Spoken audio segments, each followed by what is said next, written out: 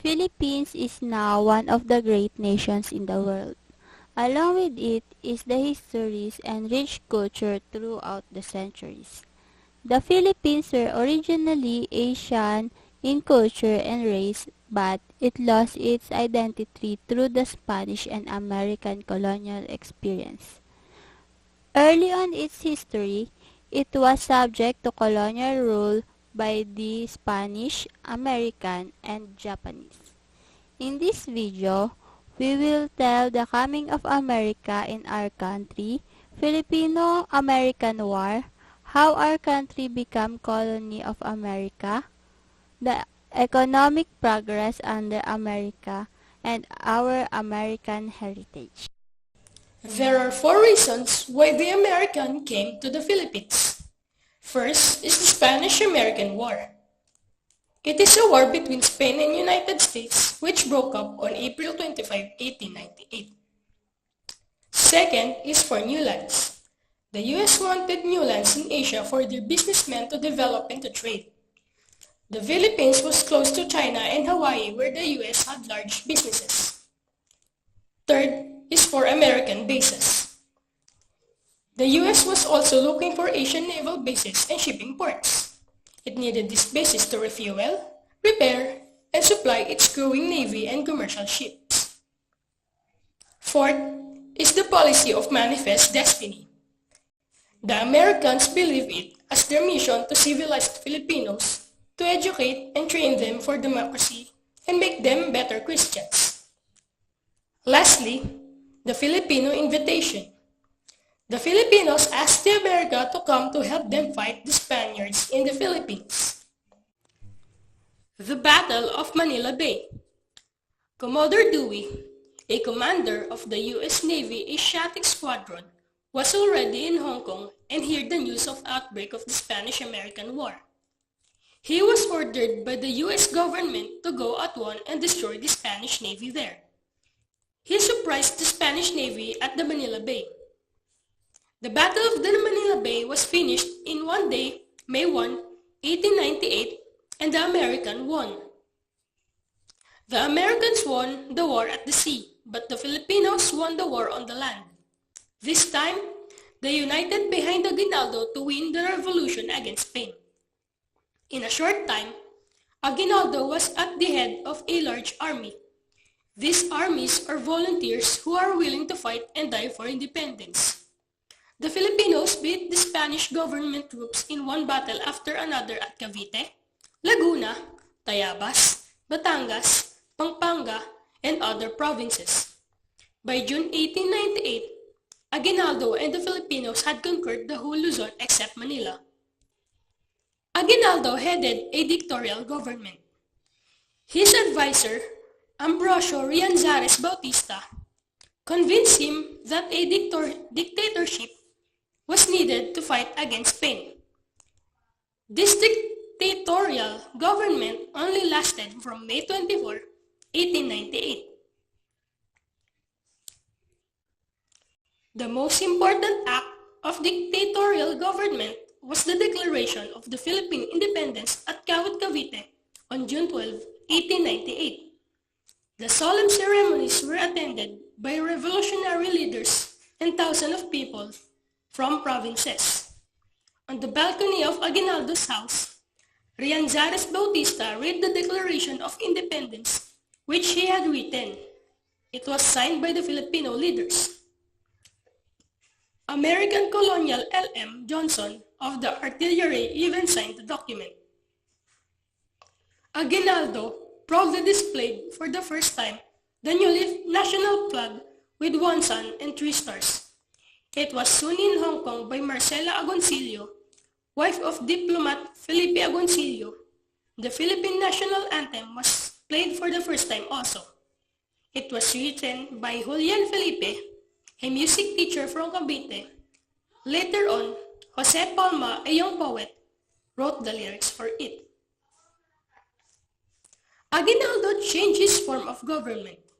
His new advisor was Apolinario Mabini, the sublime paralytic.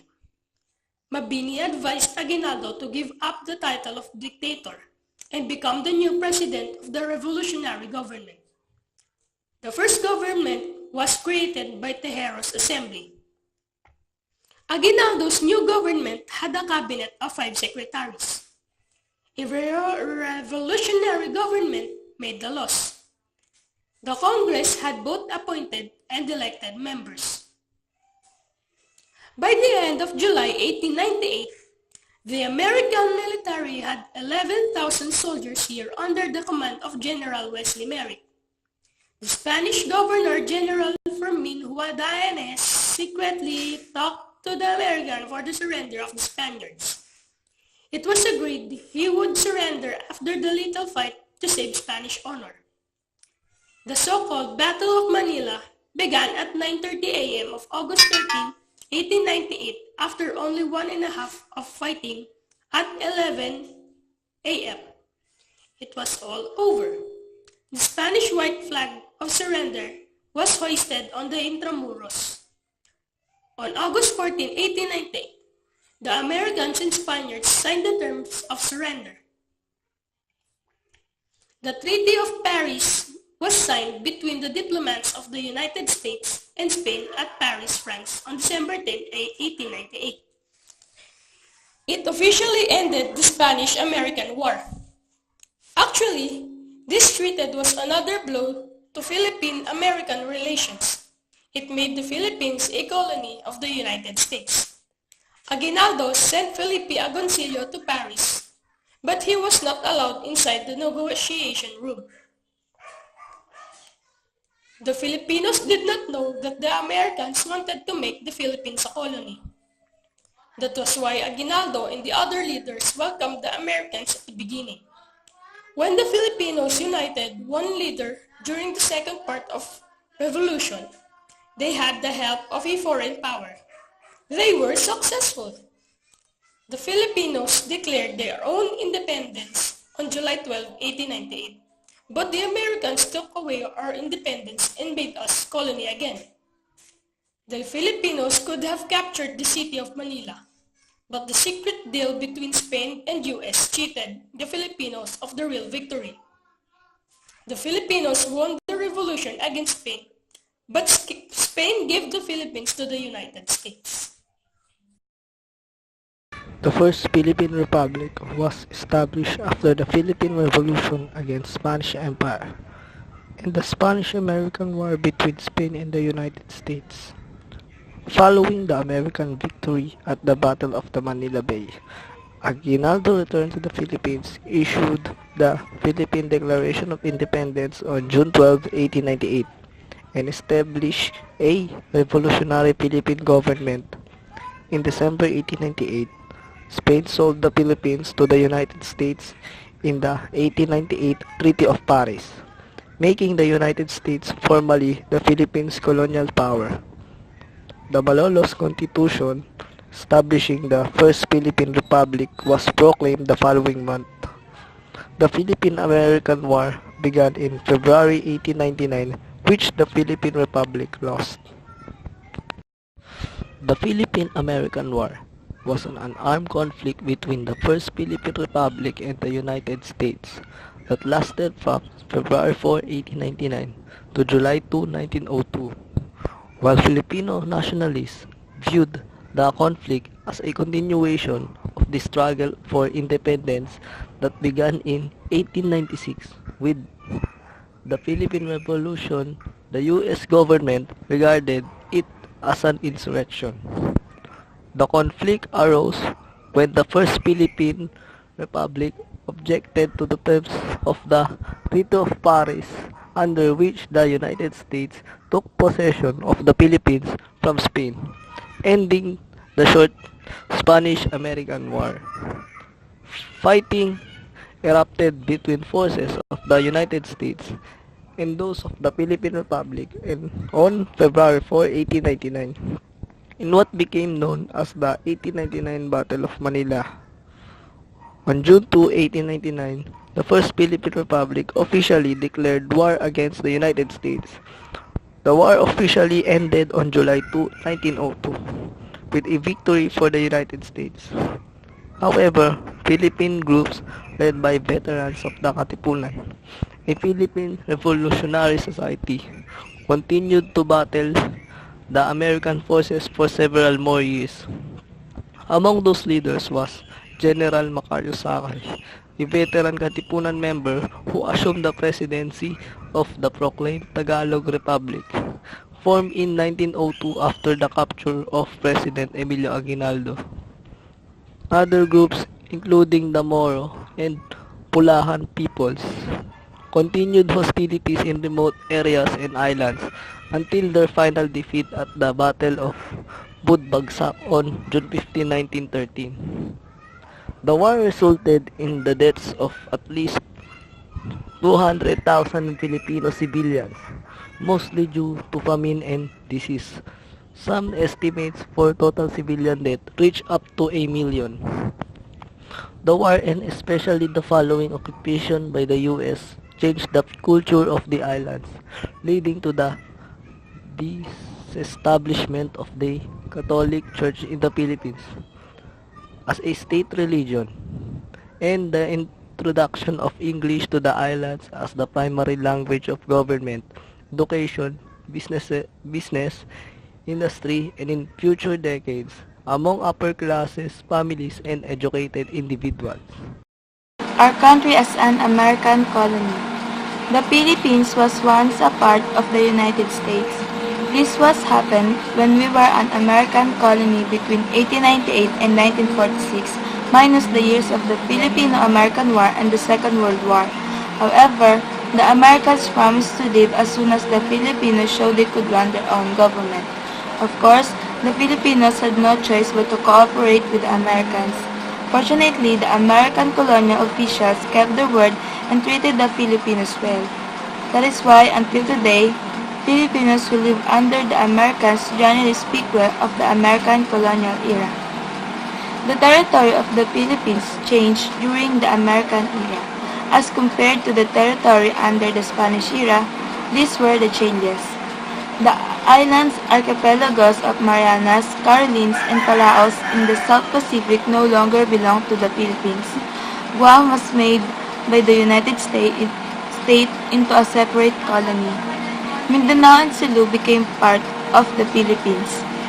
Entire mountain regions of Luzon and Visayas were now included in the Philippine territory. American colonial policy in the Philippines was unique in the world of colonialism because Americans said they would go as soon as the Filipinos could stand on their own as a free nation. And Americans were kinder and more generous than other colonial powers of the same era. Lastly, the Filipinos adopted American ways very well. Soon we began to talk, eat, drink, and dress, and even think like Americans.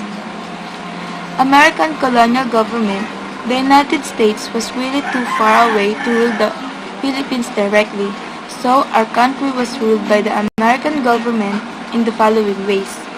Military government, August 14, 1898 to July 4, 1901. This government was run by military generals appointed by the American president. It lasted for 3 years during the Filipino-American War. There were 3 military governments: General Wesley Merritt, General Elwell Otis, and General Arthur MacArthur.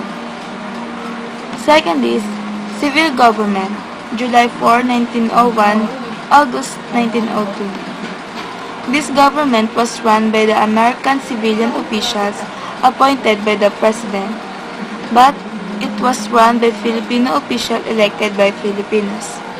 There were several kinds of civilian governments during the American era. There were the Philippine Commission, the American Governor General together with the Philippine Assembly or the Philippine Legislature, and the Commonwealth. The Philippine Commission. The first Philippine Commission came to the Philippines in 1899. It was led by Dr. Jacob C. Sharman, Cornell University President. Because of the war, it did not stay and finish its work. Second, the Philippine Commission came in 1990 to 1916. It was led by Judge William Howard Taft. The Taft Commission stayed and organized the civil government in the Philippines. Filipino participation in government. The Americans shared power with the Filipinos, unlike the Spanish imperialists. True to their word, the Americans appointed Filipinos to important positions in government. This was supposed to train our people in democracy and self-rule. At first, the Filipinos were only appointed to local government. As the war ended, in each town or city, a Filipino was appointed to head the local government. Later, these local officials were elected in free elections. In 1901, Cayetano Arellano was appointed Chief of Justice of the Supreme Court. In 1903, Gregorio Araneta became the first cabinet secretary. He was appointed Secretary of Finance and Justice. In the civil service or lower positions in government, more and more Filipinos were given permanent jobs. The Philippine Assembly. On July 30, 1907, the first free national election were held in the Philippines for members of the All-Filipino Lawmaking Body. Nearly 100% of the registered voters cast their ballots. Finally, 80 delegates won. Most of them came from the Nacionalista Party. The Philippine Assembly was inaugurated on October 16, 1907 at the Manila Grand Opera House, and it was first all-Filipino local making body during the American era. Filipino loyalty during World War I. The Filipinos appreciated the American policy in the Philippines. When the United States entered the First World War in Europe 1914 to 1918, the Filipinos became their allies. The loyalty of the Filipinos came to the Americans at this time was so sure. American soldiers and warships were withdrawn from Philippines bases and sent to Europe to fight the Germans. The Philippine National Militia was left in charge of the American bases here. We are helpful to Americans because we knew that we would get our independence at last and because we were treated well. Our country as an American colony. The Philippines was once a part of the United States. This happened when we were an American colony between 1898 and 1946, minus the years of the Filipino-American War, 1899 and 1901, and the Second World War in 1942 and 45. The Philippines territory in American times. The territory of the Philippines changed during the American era. Compared to the territory under the Spanish era, these were the change. The islands of Marianas, Carolines, and Palos in the South Pacific no longer to the Philippines. Mindanao and Sulu and interior mountain regions of Luzon and Visayas were now included in the Philippines. The Filipino participation in government. The Americans shared power with the Filipinos unlike the Spanish imperialists. Advisor to the U.S. President. There were two commissions. The first Philippine Commission came to the Philippines in 1899. It was led by Dr. Jacob C. Searchman, Cornell University President. The second Philippines Commission came in 1916. It was led by Judge William Howard Taft, American Governor-General on July 4, 1901.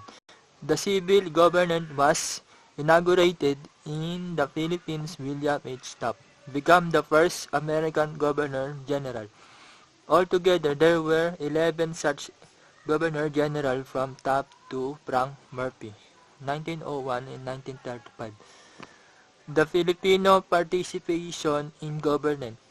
The Americans shared power with the Filipinos unlike the Spanish imperialists. 6,000 Filipinos joined the U.S. Navy.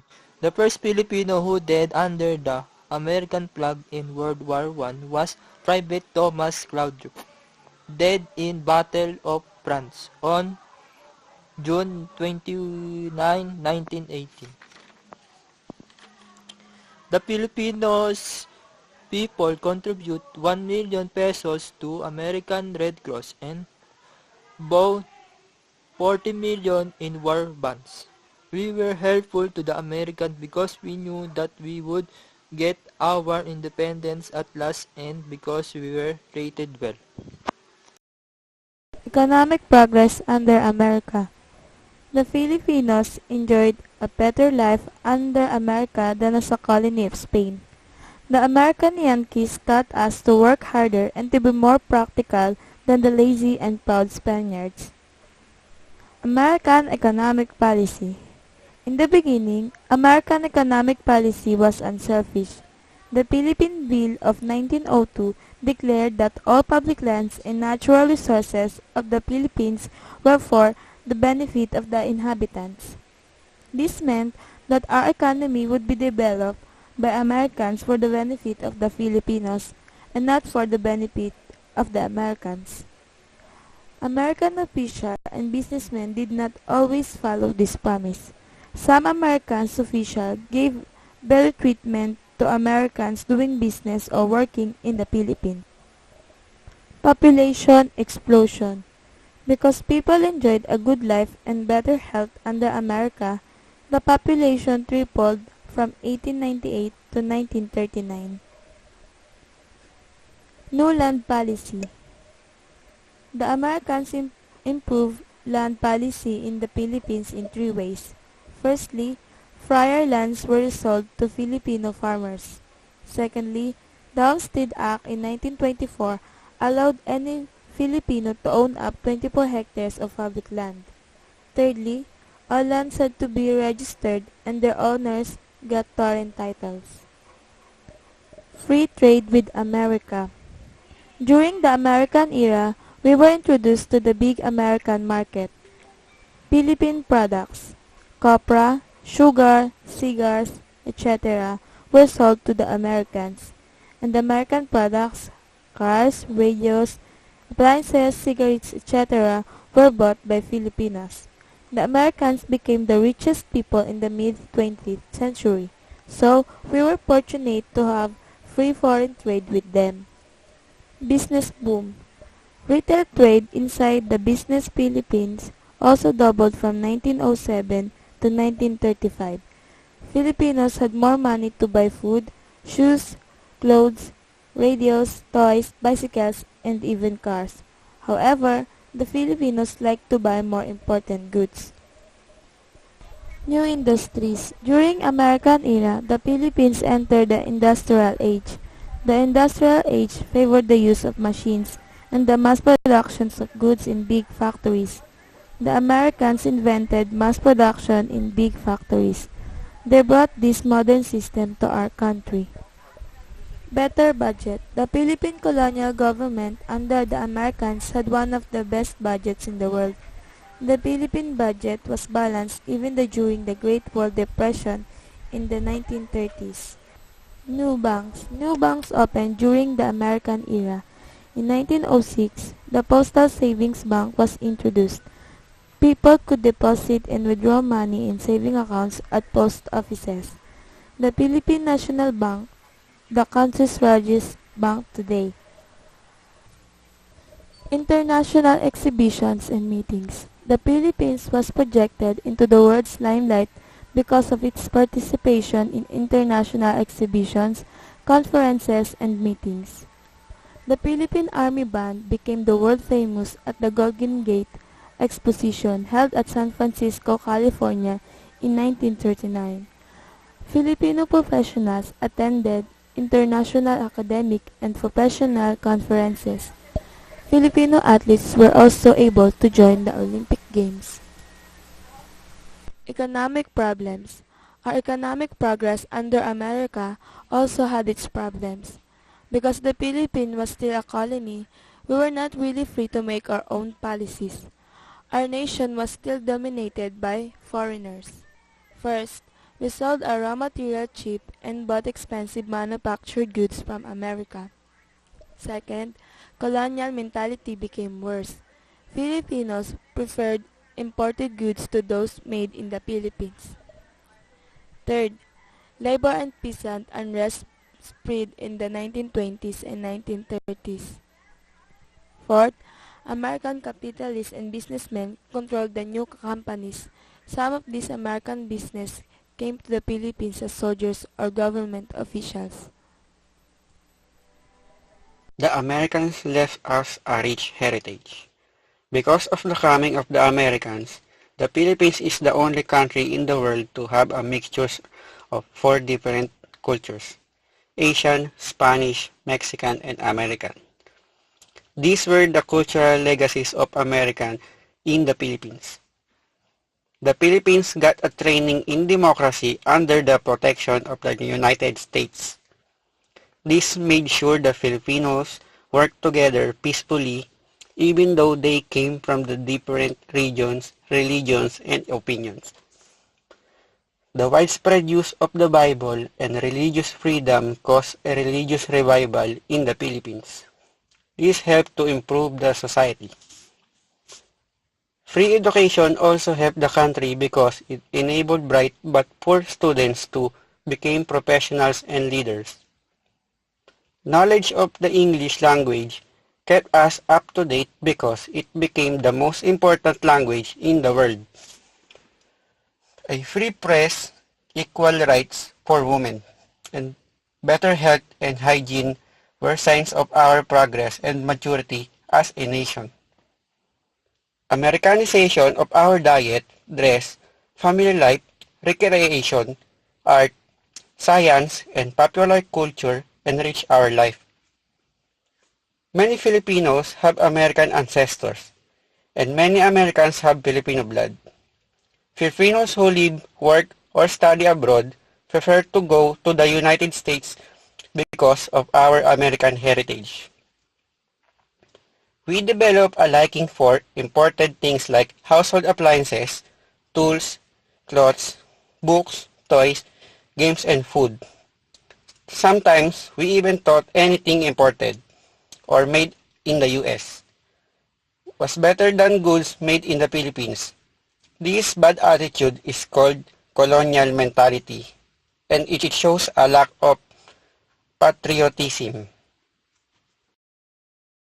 Mabuhay or in Kapampangan, Luid kayo. Today's question comes from Northern California. Mystique Adams of Woodland asked, why did the United States buy the Philippines from Spain when they could beat them? It seems like a simple question. I mean, why would someone pay for something when they could easily take it by simply beating the previous owner, right? It's a valid question, but I'm afraid that the answer is far more complicated. You see, we were taught in schools that the United States defeated Spain in the Spanish-American War of 1898. And as a result, the United States paid Spain $20 million to own the Philippines. And this was all formalized in the Treaty of Paris on December 10, 1898. It was a peace agreement between Spain and the United States that ended the war. It seems pretty simple. Spain was defeated by the US, so therefore the United States is entitled to take over Spain's former colonies, right? Well, not exactly. Because you see, what the official history do not tell us is that while it was true that the United States could beat Spain, and yes, they defeated Spain in Cuba, it was an entirely different story in the Philippines. It wasn't really the Americans who defeated the Spaniards in the Philippines. As I've mentioned in my previous videos, it was actually the Filipino Revolutionary Forces that did most of the fighting against the Spaniards. The Filipinos fought vigorously for their freedom, while their American allies were just watching and waiting to see what will happen next. By June of 1898, the Filipinos had already declared their independence, and by August, they already had effective control of pretty much most of the country, except for the capital city of Manila and minor places such as a tiny fortified church in the small town of Baler, almost 200 miles up north. It is also important to note that during this time, Mindanao wasn't yet fully colonized, and it hasn't been fully integrated yet to what we now call the Philippines. But despite all of this, the Spaniards refused to accept defeat at the hands of the Filipino people. Instead, they chose to surrender to the Americans. It was more embarrassing for the once mighty Spanish Empire to recognize being defeated by brown people. For them, it was more honorable to surrender to their fellow white men instead of acknowledging brown victory. And since the United States is first and foremost a capitalist nation, it was easier for them to pay the Spaniards for the ownership of the Philippines. So basically, it was easier for them to buy the Philippines as if it was a piece of property than face the fact that they were invading a sovereign people and trampling on